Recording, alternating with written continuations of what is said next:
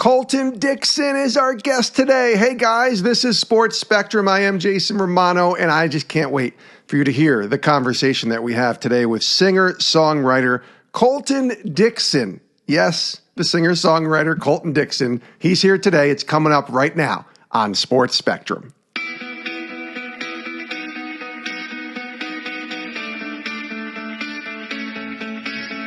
Welcome to the Sports Spectrum podcast, where faith and sports collide.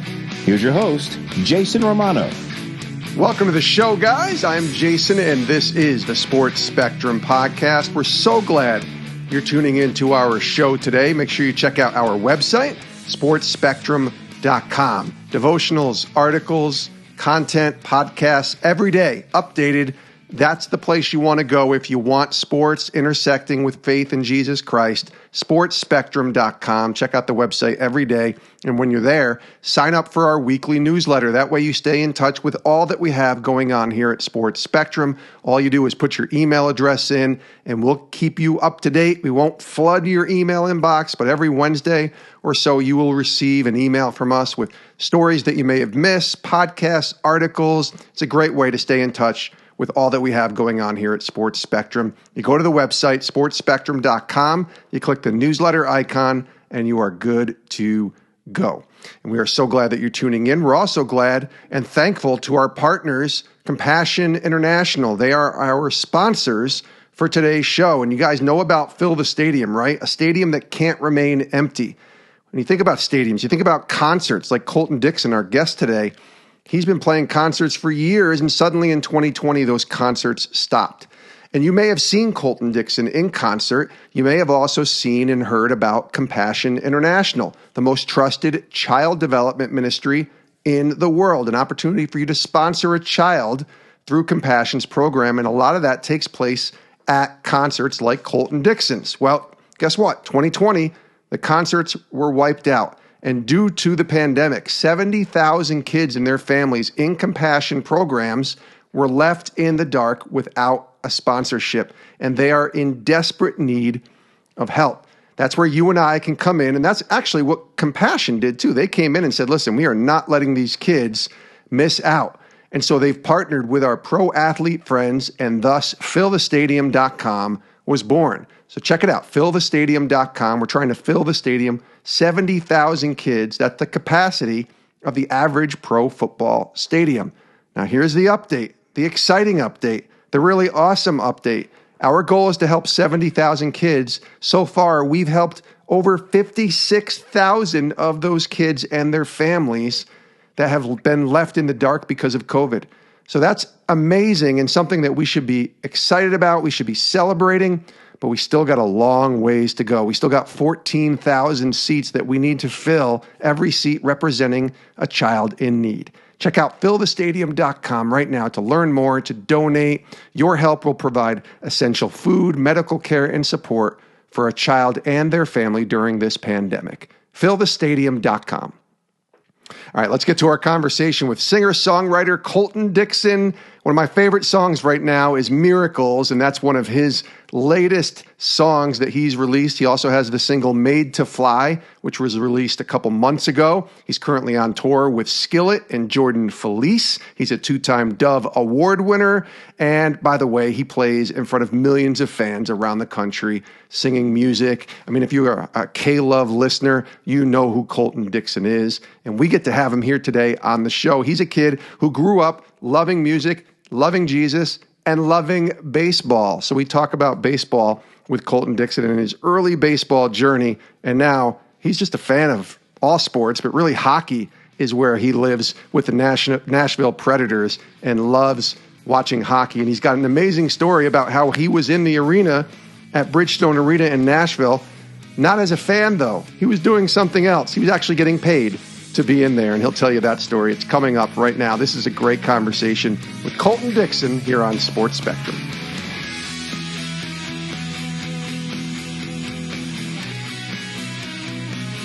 Hey, Colton Dixon, what's going on? Hey, man, how you doing? Thanks for having me. I am doing great. Probably not as great as you because you were on tour and you get to play music again in front of people. You're currently on this tour with Skillet and Jordan Felice, and It's got to be great to just be playing music in front of crowds again, even if it looks a little different. Yes. The feeling is great. It does look a lot different. We're slowly getting back to people outside of their vehicles. It's very odd whenever you finish a song, when people like the song, you don't hear cheering or clapping, you hear horns honking. So getting used to that a little bit.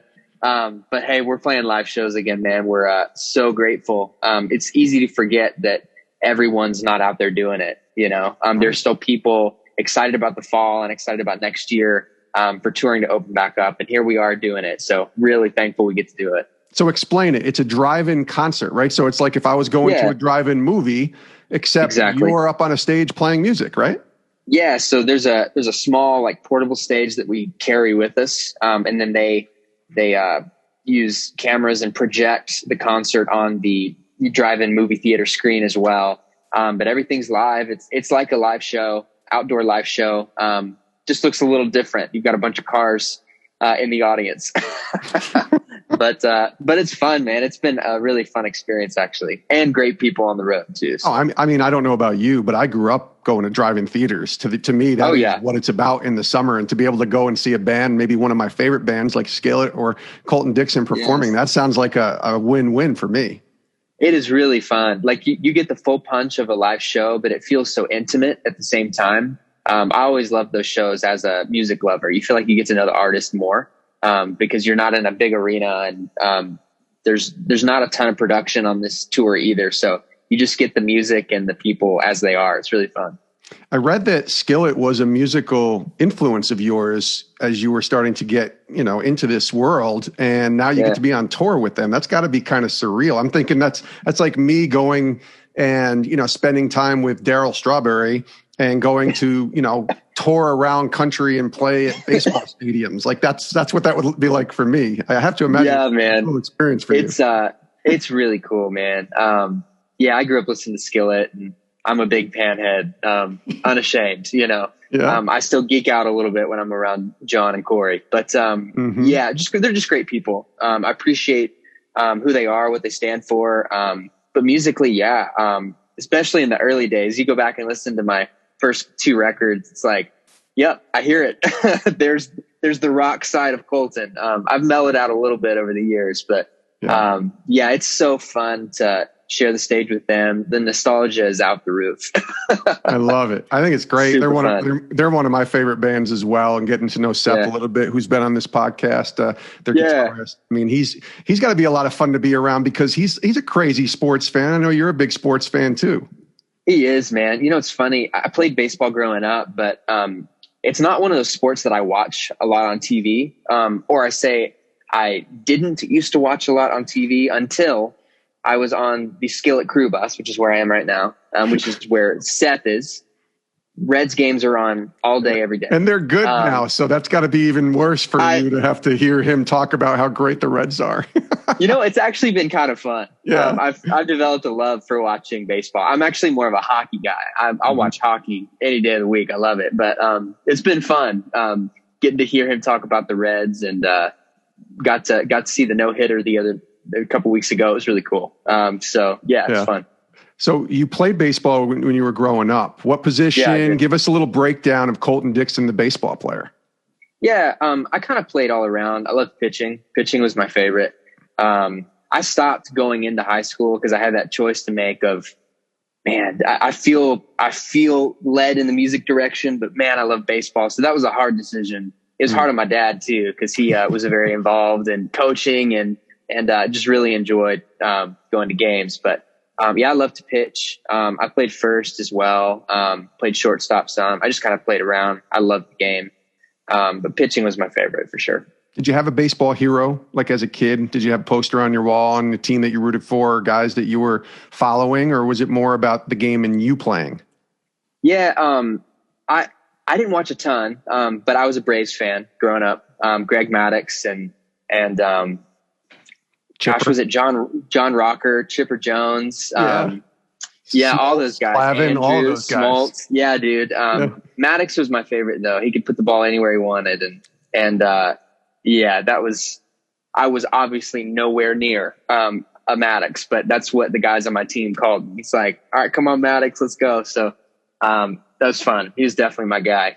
I mean, that's a pretty good nickname. I mean, yeah, I will take it. I did not deserve the nickname, let me tell you, but I'll take it.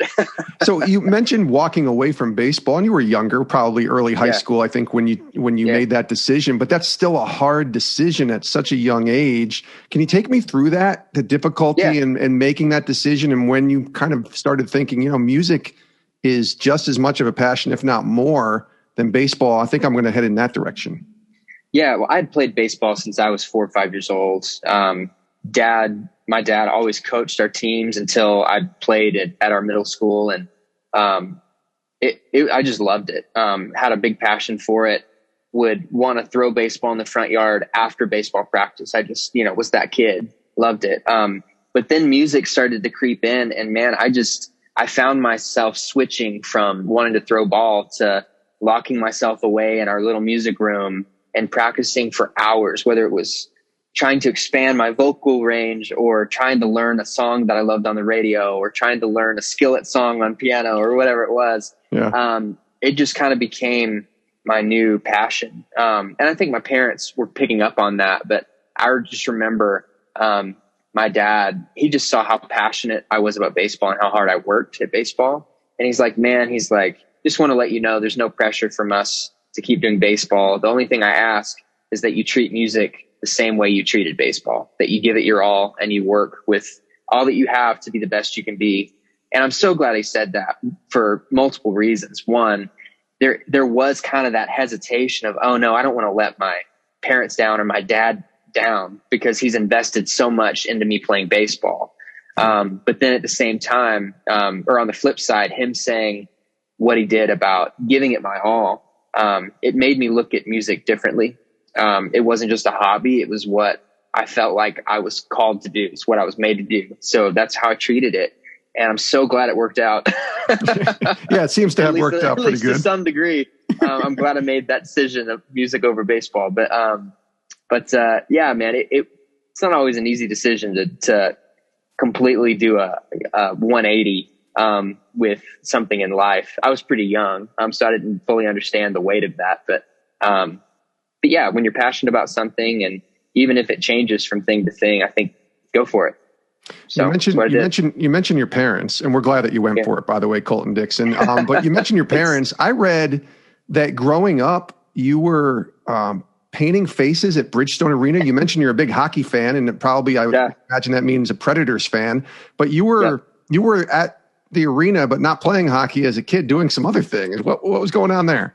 Yeah, man. So long story short, funny enough, we were at an Atlanta Braves game when I was really young. And my dad grew up the entrepreneur artist guy. Like, he would draw pictures of Snoopy and the other Peanuts characters and make it to where it was like a comic sketch of something at the dentist office. So, and he would sell them to dentist offices and different places that he made side money that way. Yeah. So when we were at this Braves game, we saw someone airbrush face painting. And he was like all about it. He used us as guinea pigs. He was like, y'all go get your face painted. We're like, we're good. And he's like, no, go get your face painted. Yeah. So we did, and he was talking to the guy, and it was right before the Preds came to town in Nashville, and actually right before Houston Oilers switched over to the Tennessee Titans. Yeah.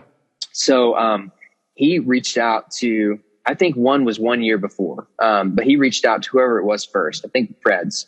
And before he had even bought any equipment, done anything, he reached out and said, hey, I have this airbrush face painting business. Just curious if you guys would want something like that at your games. Well, lo and behold, they reached out and said, why, yes, we would love that. So then he went and bought all the equipment and learned how to do it. Again, we were guinea pigs. There are some funny pictures, by the way. I can imagine. Of us getting our faces painted. But that was my only job growing up, was painting faces at Titans games and Predators games. And I played inline hockey for a couple seasons as well and loved the game. And so that was a lot of fun, getting to grow up with the team. Still a big fan. But yeah, it was a really fun atmosphere to be in that. You know, every once in a while you'd be walking downstairs and we passed by Coach Barry Trotz, back in the day. It's just like, you're the guy, that's crazy. And he would just kind of nod. And I'm like, every once in a while you get asked what you do. I'm some young kid, 16 years old. I'm like, oh, I'm the face painter. You're not the ball boy or the water guy. You're the face painter, right? I tell you what, though, man, you didn't need a backstage pass or any of that. You said you were the face painter and said, come on in. It's hilarious. Wow. There was a night where there wasn't a hockey game where we got in the building. It was like walking with dinosaurs or something. We thought there was a Preds game and there wasn't, but we still got in the building because we flashed our face painter badges. And so if you ever want to get in somewhere, I've got a trick. I'm calling the Dixon family here to get in. That's amazing. By the way, you just became a dad to twins last year, right? Ava and Athens, yes. I think. So when they get old enough, are you going to start painting their faces just for fun? What's going on? I'm sure Grandpa's going to beat me to it. He's going to want to paint their faces. Yeah, I'm sure we will at some point. I'm sure they'll love that. It's so funny, man. Some kids love it. And then other kids come through the line and they want to have their face painted, but they don't love the experience. Cause it's you use an air generator, Right. So there's like some pressured air coming at your face and some kids are like, whoa, Yes. So we'll see if they can sit through it, but that will be really cute if they do. Let's take a quick break from our conversation here on Sports Spectrum to tell you a little bit more about Compassion International and our Fill the Stadium initiative. They have been great partners and sponsors with us here at Sports Spectrum. We love what Compassion stands for. We love what they are all about, releasing kids from poverty, helping children in crisis. We know about the pandemic. We know COVID has affected so many, and it's affected 70,000 children and their families that were in Compassion programs as well. And so Compassion and our pro athlete friends decided to join together and stand in the gap for those 70,000 kids, and thus Fill the Stadium was born. And our goal last year was to fill 70,000 seats, empty seats of kids in need. And here's an amazing update. So far, we've filled over 56,000 of those seats. We are almost there. We are about 3/4 of the way there, but it's not a sold-out stadium yet. We are trying to help 70,000 kids, so we got about 14,000 seats to go, and we need your help. Check out fillthestadium.com to donate and help release these children and their family from poverty. We're talking about essential food, medical care, and support for a kid and their family in need during this pandemic. You can go right now to fillthestadium.com and donate today. fillthestadium.com. We're so glad to have Colton Dixon here on Sports Spectrum. He's got a new single out, Made to Fly, that released earlier this year. Make sure you get that wherever you listen to your music. And he's on tour right now with Skillet and Jordan Felice. You can learn more at coltondixon.com. We share testimonies on this show, and you're a guy who loves Jesus. You're unashamed about that. Yeah. But what's your story? Like, I'm guessing you grew up in a Christian home, but often it's about your relationship and the moment that you made Christ your Lord. Can you share a little bit about your testimony and how that came about? Yeah, you just hit the nail on the head. I think even if you're raised in a Christian home and around people of faith, there is going to come a moment where you have to make it your own faith, make it your own deal, your own relationship with God. You can't always rely on someone else's relationship. So like you said, born and raised in church, great set of parents, and my sister's amazing as well. Felt called to music when I was 8 years old and kind of had, or at 13, sorry, and had an encounter, where I just knew that was it. So that was kind of that decision-making time of baseball and music for me. Yeah. But it was kind of just like the Lord kind of peeling back the curtain a little bit, saying, hey, like, if you're up for it, this is my plan. And I'm like, wow. That's awesome. I didn't know what it looked like, but I just knew music was in the vault, So I started pursuing that, and it was honestly just kind of little things along the way of God just revealing himself to me in one way or another that developed that relationship. Because that's what it is. Like, without getting too into scripture or theology, it's that's like, okay. Even the demons acknowledge God and they know scripture really well, right? But they don't have the relationship with God and they don't acknowledge him as their Lord, right? So that's where we're different. It's like, you can know all about scripture and all about, you know all the facts, but you can still be missing out on the relationship. So I'm so thankful that that God did love us so much that he sacrificed the thing most precious to him in order to have that relationship. He sees us through the lens of Jesus, who is perfect, without blemish. So we in turn get to come boldly and just be like, oh God, thanks for what you did. Here's what's going on.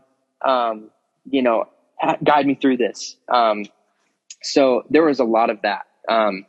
Latter part of high school, during the American Idol journey as well, there was a lot of like, God, like, I'm here, I'm doing the thing, but I just want to make sure I'm here for the right reasons. Are you here with me during this? And it's also why it is important to know scripture. I was reminded of the passage when God was talking to Moses. He said, I'll never leave you nor forsake you. So it's in moments like that where you're questioning or whatever it may be, that you get to look back on things that God has already done or said and know that he is always the same, never changes.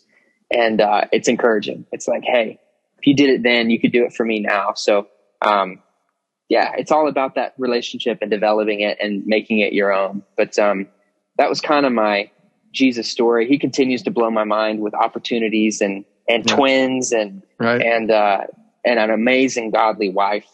And it's just been an amazing journey. He has far exceeded my expectation. Getting to share the stage with Skillet, like, come on, so good. That's pretty awesome. That is pretty awesome. I wonder though, did you always know that your music was going to be Jesus centered in many ways, or was that something you kind of had to learn and evolve through, the time that you've gotten older? Because the American Idol experience, even then, you're a Christian and you're a believer, but there's a lot pulling at you, I have to imagine, when you go on a stage like that, where everybody's watching you, and then when you're done and everybody's kind of pulling at you. Did you ever have that moment where you were like, oh, I just know that the Lord wants me to continue to sing songs about him? Yeah, it's really easy to let ego get in the way of what God has for you. I'm sure you've even experienced that in what you do. It's like, of course, you are in the limelight. Your name is on the record or whatever, on the bill, whatever. But I learned, even after Idol, I did Idol for 2 seasons, didn't quite make it to the live show the first season. And God really did a work in me in that area. I thought I was hot stuff, man, ready to take on the world. And God was like, hold on, don't forget, and was humbled. Pride comes before fall. And I'm glad that it was somewhat great that God was gracious in that fall, but he picked me back up again, and then we did Idol again. And then it was at that point that I was ready, and I knew the mission, and the mission is people. It's not me. Even with touring, I learned that, man, if I'm showing up expecting to be served, I'm going to feel empty every single night. But it's actually opposite. I'm here to serve those people. These people are showing up for multiple reasons. One, they want a good show. They want to escape from reality, whatever. It's like, yeah, I want to put on a good show, but I also want to serve them with some truth and with some nuggets along the way. And God says we'll overcome by the blood of the Lamb and by the word of our testimony. I used to never understand that. I'm like, you're telling me what Jesus did isn't enough? Not always, or everyone on earth would be saved. You know what I mean? Yeah. They want to hear firsthand experience from people, about miracles and about how God has worked in your life. And that's why interviews like this is so important. We get to share what God has done in our lives, and he's so good all the time. But yeah, there definitely was a season of, am I meant to do Christian music, or am I meant to be a light in mainstream music? I guess it was always going to be God-centered, or faith-centered, I should say. Like, even if people had to dig a little to understand the meaning of the song, I still love doing that, by the way. I love writing a song that appeals to everyone, regardless of their religion or outlook or politics or whatever. I love imparting hope into people, but it's when they start asking questions that I get to go, well, here's actually what inspired me to write this, or here's what I mean by this. And I think that's kind of fun. Oh my gosh. That's literally 1 Peter 3:15, right? Always be prepared to give a reason for the hope that's within you. And the idea that whether it's like my job or my old job when I worked at ESPN, or you on American Idol, or you doing what you're doing now, touring, if you can throw some nuggets in there and then have people ask you questions, well, let me be ready to, give a reason for the hope that's within me. 100%. Absolutely.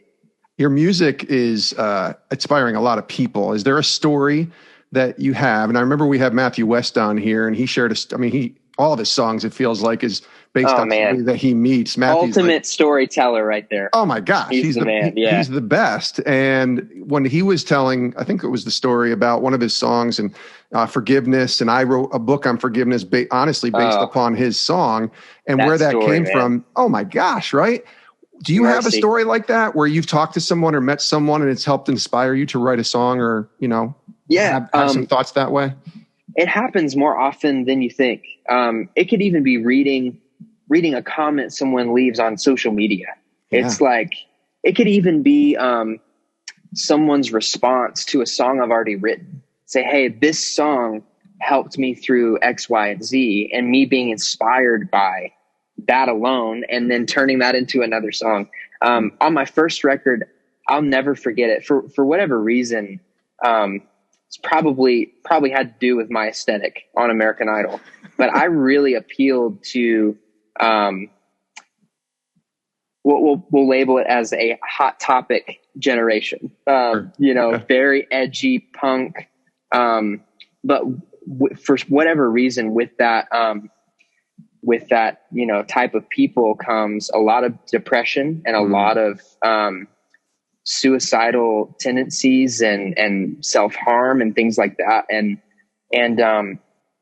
I had just reached out on social media and said, hey, like, what is one thing that you guys struggle with the most? Just kind of curious to hear from my fans. Like, hey, what's something that I can be praying for you for, whatever. And that was the number one thing, was self-harm and depression and things. So I wrote this song called Scars on my first record. That you can definitely hear some Skillet influence in, by the way. But it's kind of talking from a few different people's point of view of just feeling down, but then flipping it to the ultimate scars that we will see one day in Jesus's hands and feet, and realizing that he already paid the price and already carried all of the shame and guilt and sickness and death with him to and on the cross, and paid for it in full. So we don't have to live that way. We don't have to fear whatever it is that we fear. And it was just a beautiful way that we get to kind of speak life into people. It's like, that's kind of, writing songs is me journaling, or it can be my letter to this group of people or myself or whatever. So I'm really thankful that I have the platform to do that. But that was just one example of that. There've been, it's the best feeling in the world when someone comes up to you and says, man, this song really helped me through X, Y, Z.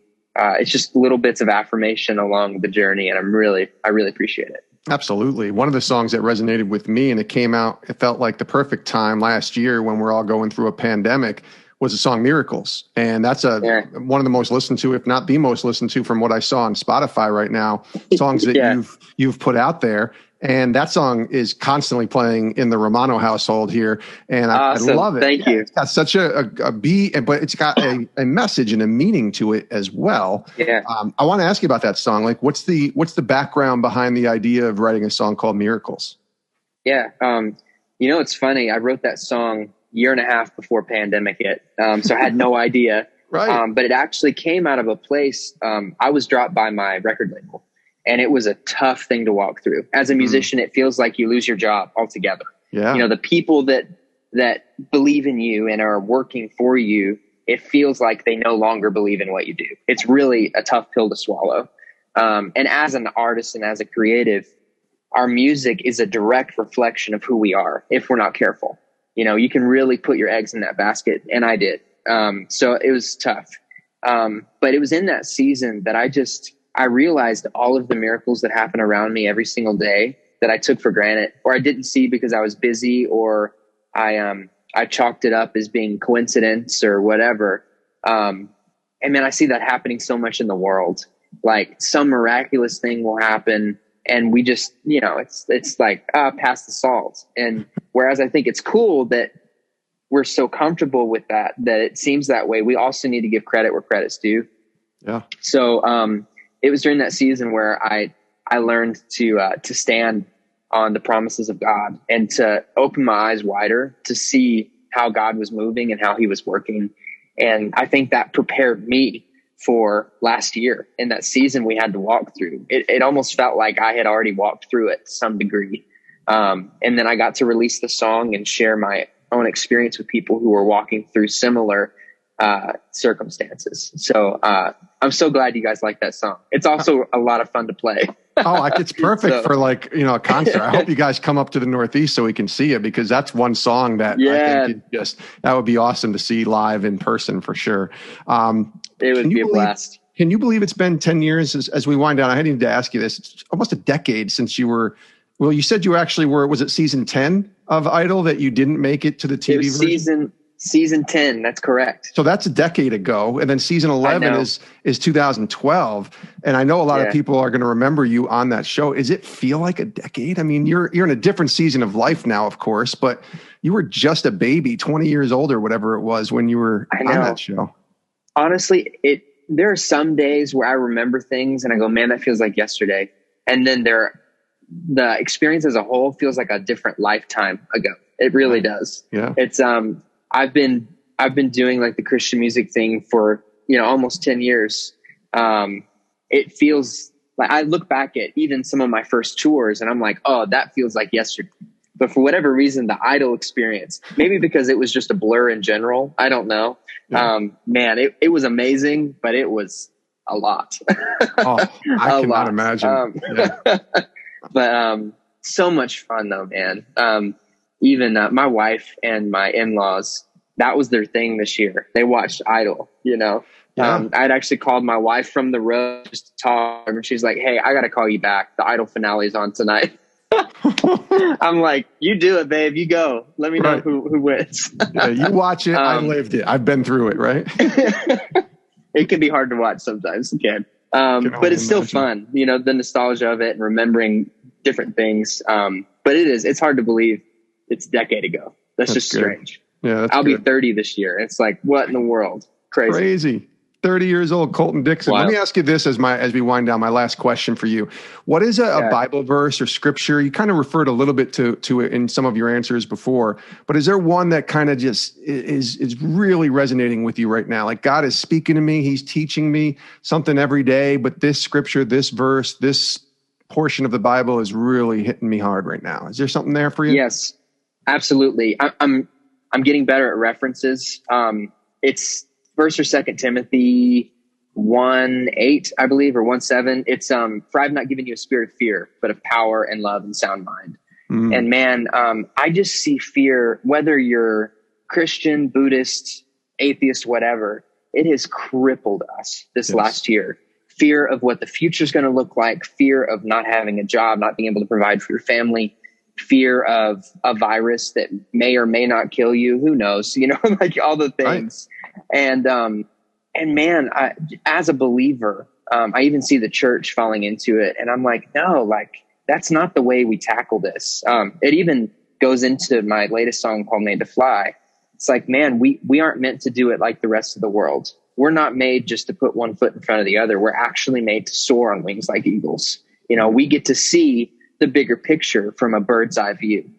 That's where we need to go on a daily basis with God. And when we don't, things look crazy and chaotic and scary. But it's not until you rise above it and see, oh, I know what happens in the end. Good. That's that place we need to go. So, that verse has been a big one for me and my family this year. It's been a big one I've talked about a lot, even from stage. It's like, hey, put it on, man. Even when you don't feel like it, put it on. Because God's good all the time and you're going to get through it 100%. That's good. He is Colton Dixon. And by the way, we didn't even talk about your parents' axe throwing escape room business, which we'll have to do another time. We didn't talk about the Preds much. Let's do it. Your NHL fandom with the Nashville Predators. So we'll have to save some of that and then have you back on another time and talk. Part 2 would be honored. That's right, my man. Thanks for joining us, Colton. Really appreciate it. People can go to coltondixon.com and check him out on tour right now with Skillet and Jordan Felice. Thanks for joining us, my friend. Man, Jason, thanks so much for having me, buddy.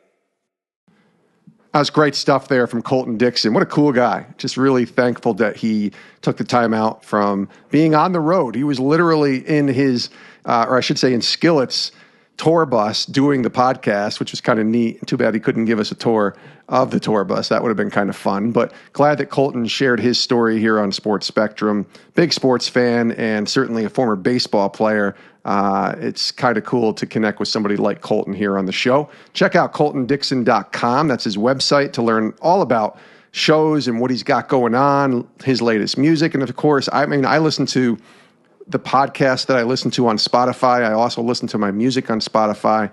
And that's where I heard and listened to Miracles from Colton Dixon, which is my favorite song that's out right now. And he's got his latest single, Made to Fly, which released a couple months ago. That's also available everywhere music's found, but Spotify is the place that I like to check out music and listen to. So just appreciate Colton again. Kind of a fun interview and different for me. I like talking to musicians and I love talking to athletes too, but kind of branching out into a different area to talk to people and just hear about their story. And Colton could not have been more gracious in coming on the show today. So thank you, Colton. Thank you to you, the listener, as well for tuning in. We appreciate you. Check out sportspectrum.com. That's our website. Make sure you bookmark that. Send those articles that you read on there to your friends on your Facebook page. Let them know about the intersection of sports and faith. If you know someone who loves sports and loves Jesus, please consider sharing all of our Sports Spectrum content with them. Let them know about our magazine. Let them know about our website. Let them know about our devotionals that we have on our website, the free devotional that you can get if you sign up for Sports Spectrum Weekly right there at the website. Click the newsletter icon. Please tell someone about Sports Spectrum. It helps get the word out, and that's all we're trying to do here is get the word out. It's not just about Sports Spectrum, though. It's about Jesus. We want to bring him into the conversation, and that's what we're trying to do. Thank you again for being such a great support for us. We love you guys, and we'll see you next time right here on the show. Have a great rest of your day, and please do stay safe.